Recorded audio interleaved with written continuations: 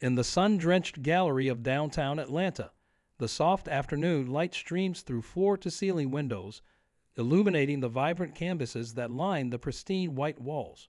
Among them stands James, a promising 26-year-old artist from the city's South Side, his hands still flecked with paint from his latest masterpiece.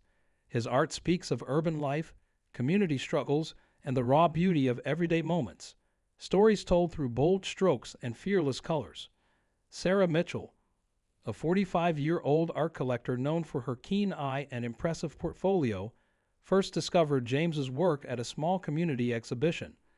The moment she saw his piece depicting children playing basketball against a backdrop of colorful murals and worn brick buildings, she knew she had found something special. It wasn't just art. It was a window into a world she had never truly understood. Their initial meeting was a collision of two very different worlds. Sarah, with her designer clothes and polished demeanor, sat across from James in his modest studio apartment-turned-workspace, surrounded by half-finished canvases and the lingering scent of acrylic paint. "Your work speaks to me," she had said, her voice filled with genuine admiration. "I want to help you reach a bigger audience." What began as a standard patronage arrangement quickly evolved into something more complex. Sarah opened doors that James never thought possible: prestigious galleries, private showings, and connections with influential art critics. His raw talent combined with her resources seemed like the perfect partnership. Yet beneath the surface, tensions simmered.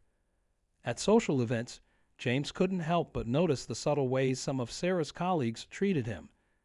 The surprised looks when they discovered he was the artist, not the help. The backhanded compliments about how articulate he was.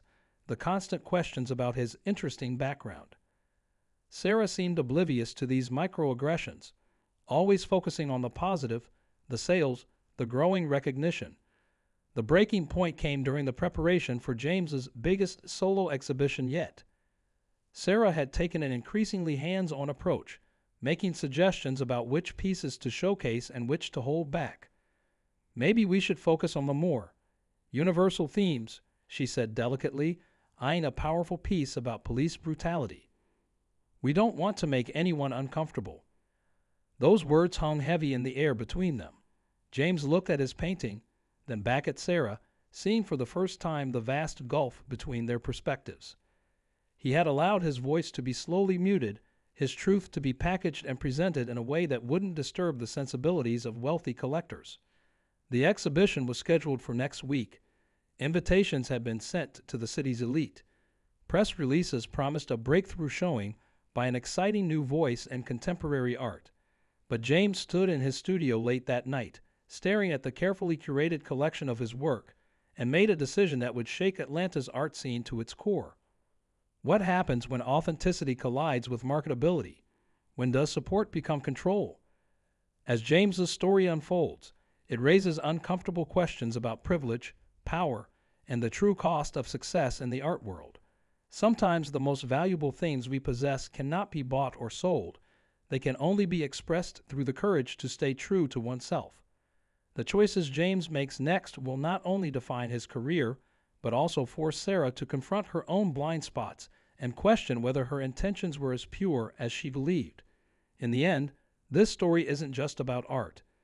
It's about the complex dance between opportunity and integrity, and the price we pay when we compromise our truth for acceptance. The morning of the exhibition dawned crisp and clear, but James hadn't slept.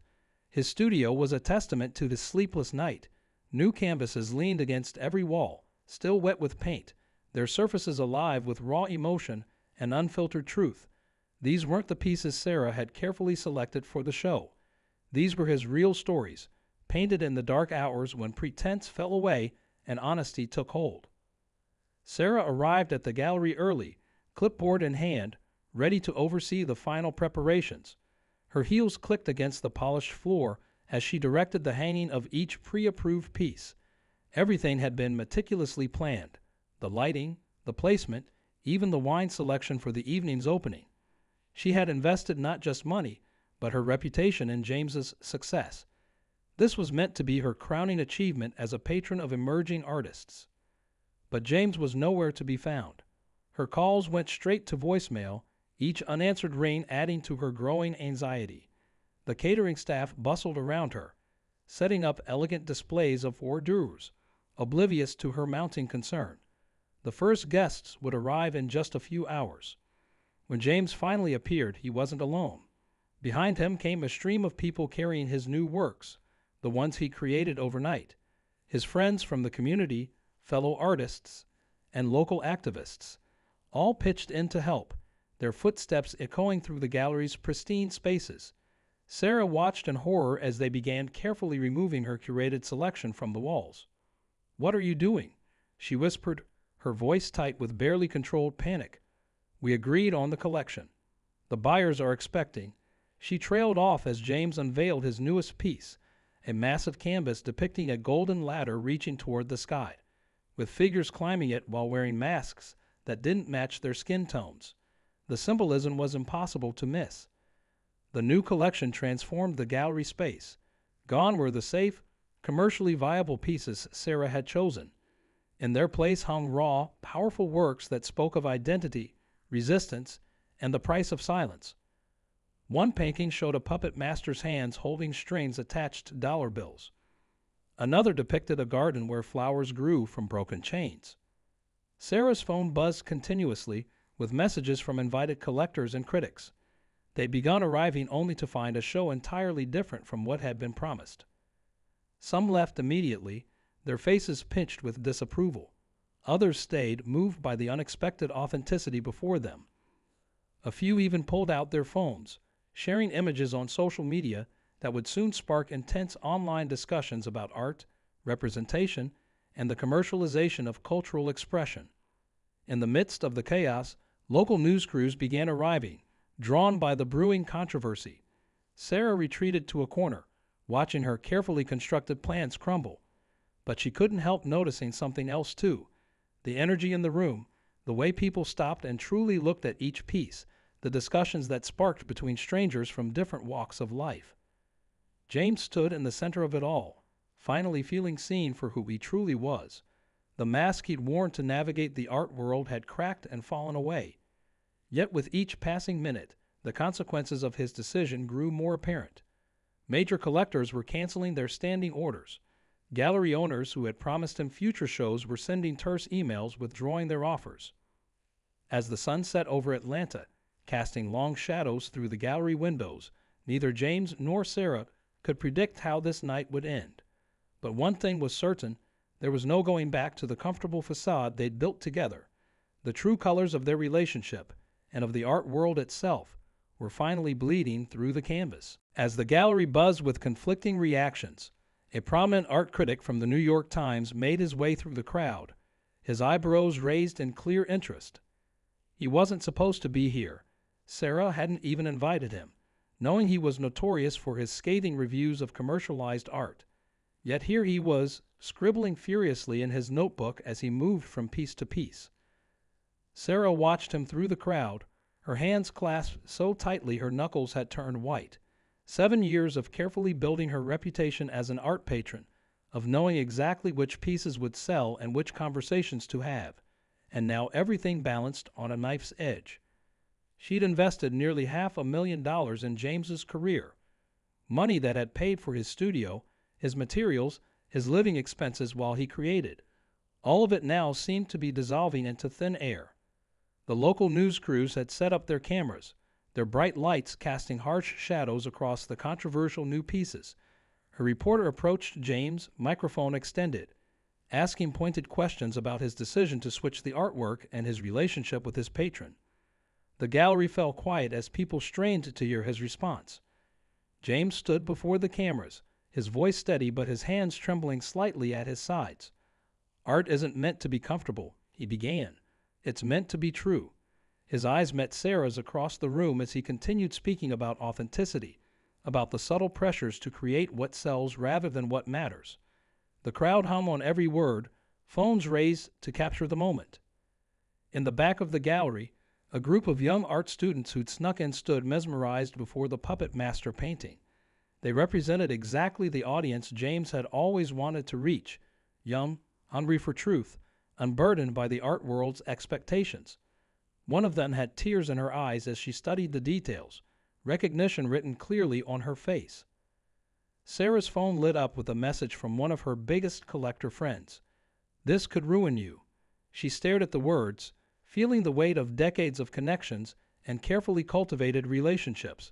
But something else stirred beneath her panic, a memory of why she'd fallen in love with art in the first place, long before she learned to see it as an investment.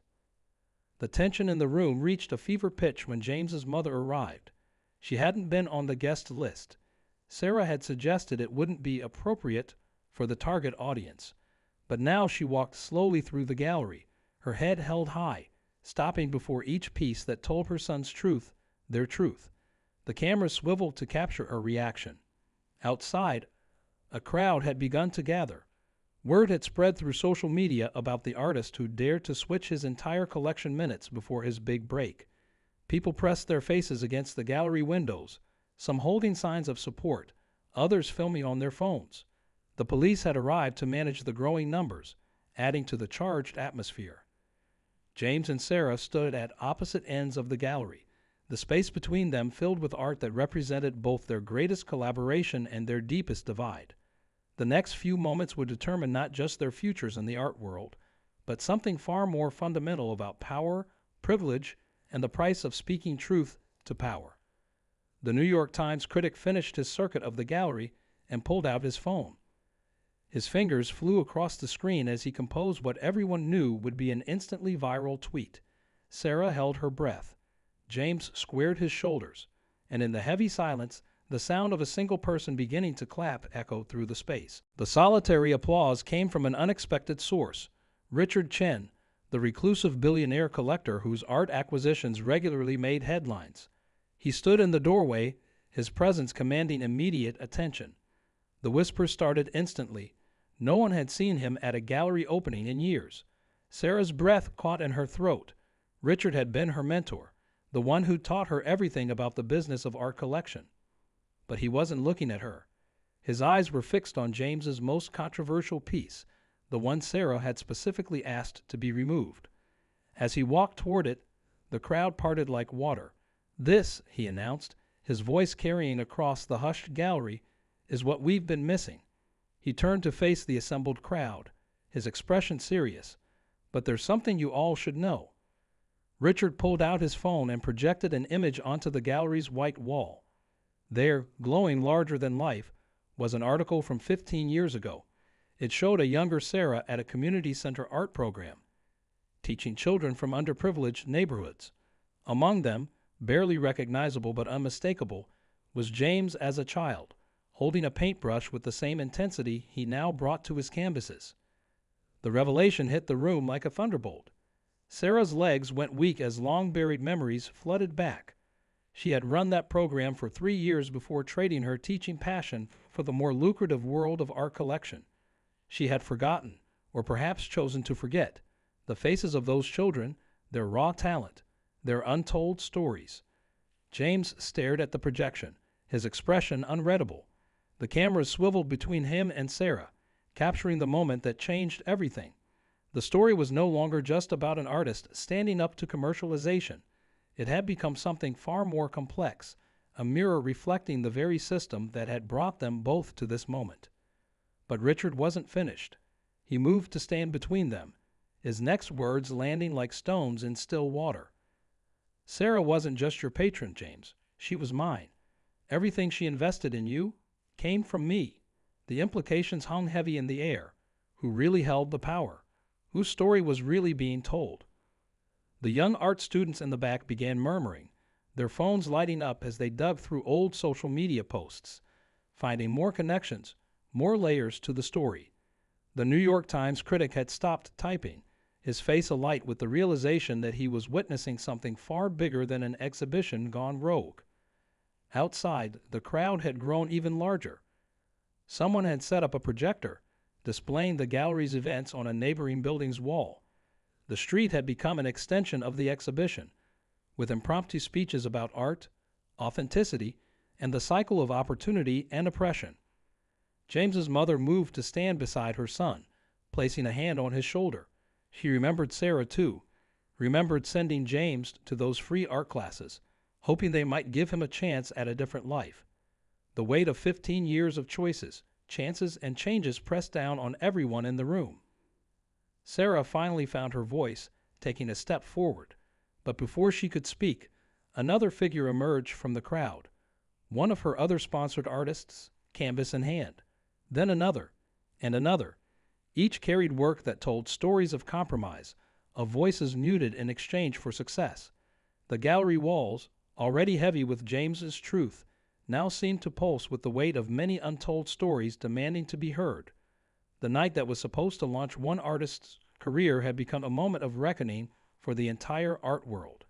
And as the cameras rolled and social media exploded with real-time commentary, no one could predict how this web of relationships, power, and artistic integrity would ultimately unravel. The gallery had become a pressure cooker of emotions, stories, and revelations. Sarah stepped into the center of the space, her usual polished composure cracking. "I left teaching because I thought I could do more good from the inside." Her voice wavered.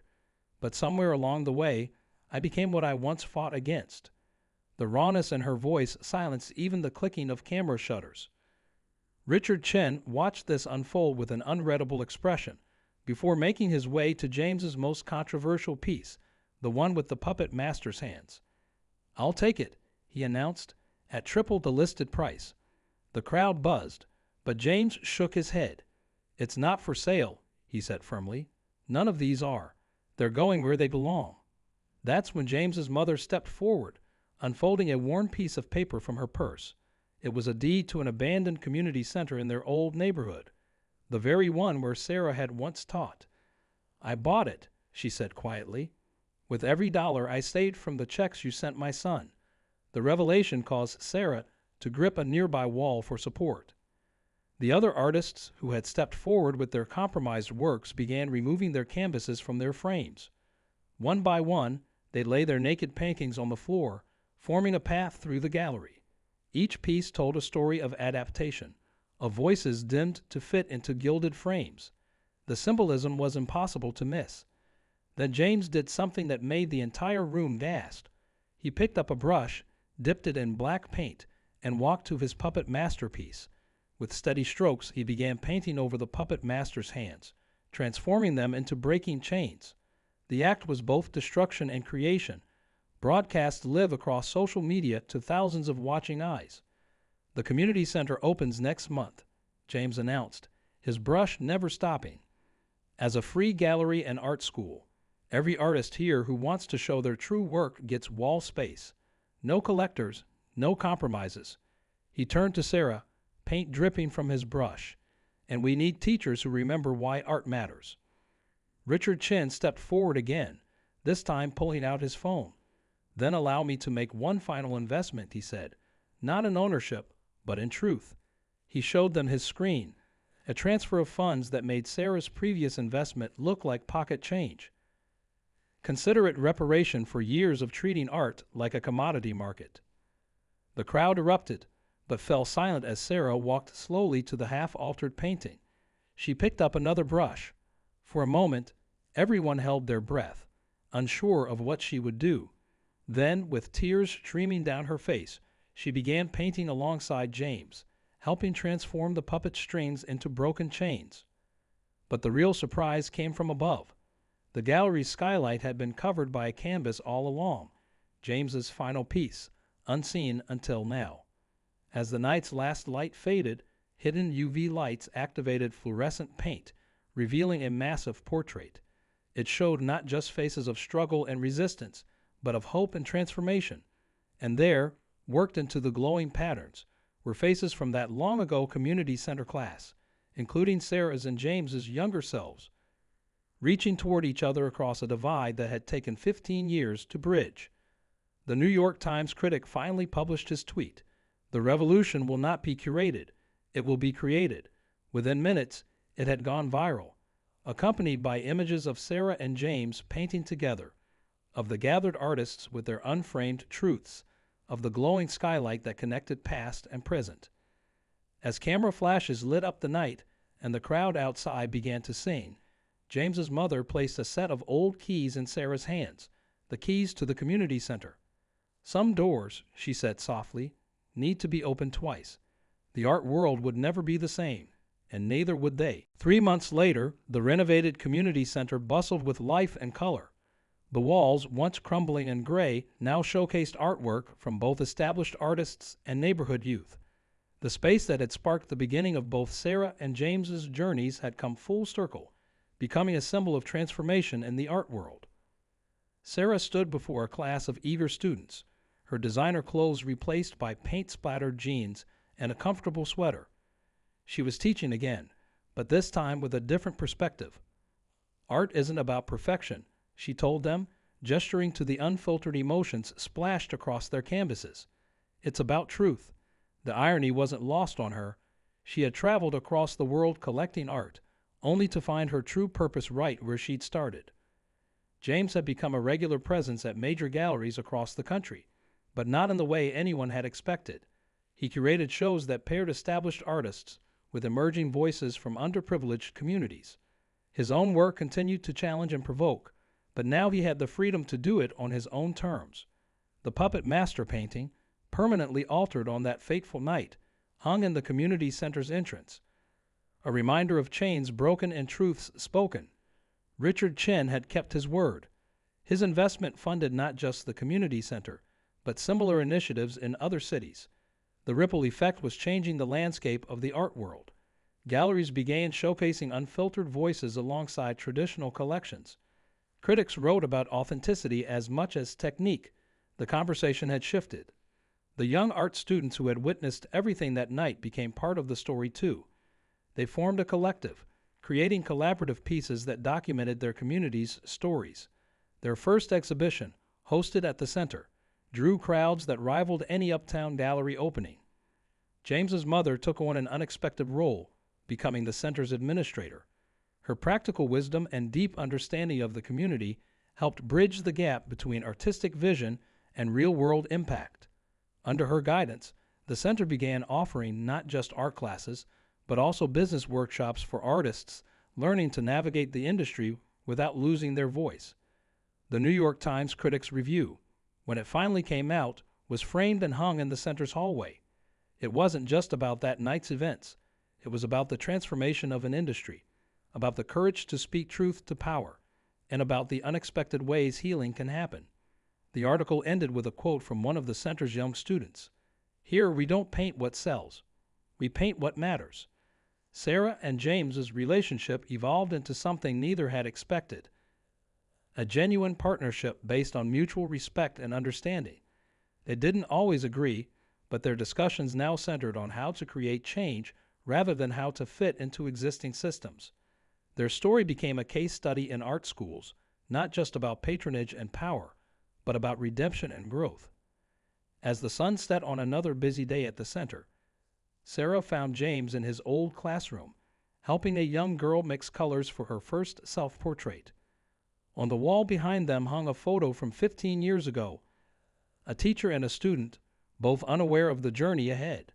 Below it, written in bold letters, was the center's new motto: "Every artist has two stories, the one they're told to tell, and the one they must tell." The art world had indeed changed, not through grand gestures or market forces, but through small moments of truth, through broken chains and rebuilt bridges, through stories finally told in full color. And in that transformed space, where past and present merged on paint-splattered walls, a new generation of artists was learning that their truth was not just valuable, it was essential.